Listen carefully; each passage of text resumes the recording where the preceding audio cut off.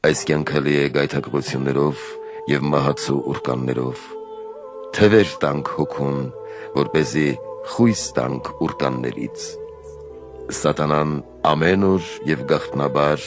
որոգայթ է լարում մեր հոգու համար, որպեսզի գայթակղելով նրան հավիտենական տառապանքների մատնի։ Գայթակղությունների մեջ ենք քայլում, սիրելիներ, ուստի ուշադիր լինենք մեր անձի նկատմամբ, որպեսզի մահվան ցանցի մեջ չընկնենք։ Չարի մահվան ցանցերը պատված են քաղցրությամբ, թող ոչ ոք չգայթակղվի այդ ցանցերի քաղցրությունից, իսկ այդ ցանցերի քաղցրությունը աշխարհի, ունեցվածքի, չար խորհուրդների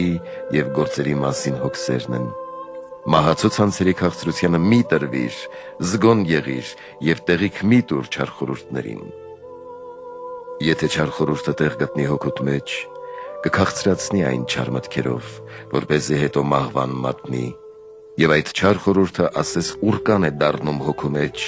և ոչ մի բանով դուրս չի մղվում, բայց միայն աղոթքով, արտասուքներով, ժուժկալությամբ և հսկումով։ Այդ պատճառով էլ եղիր զգոն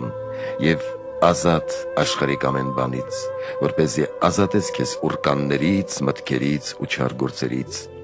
Մի թուլանա, չնայած մի վայրկյան չար մտքեր ես ունեցել,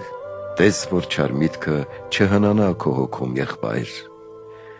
Այսօր իսկ շտապիր դեպի Աստված աղոթքով, պահքով և արտասուքով,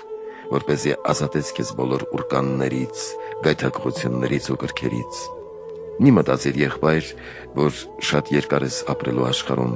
և մի հեղգանա զբաղվելով չար գործերով և չար մտածություններով։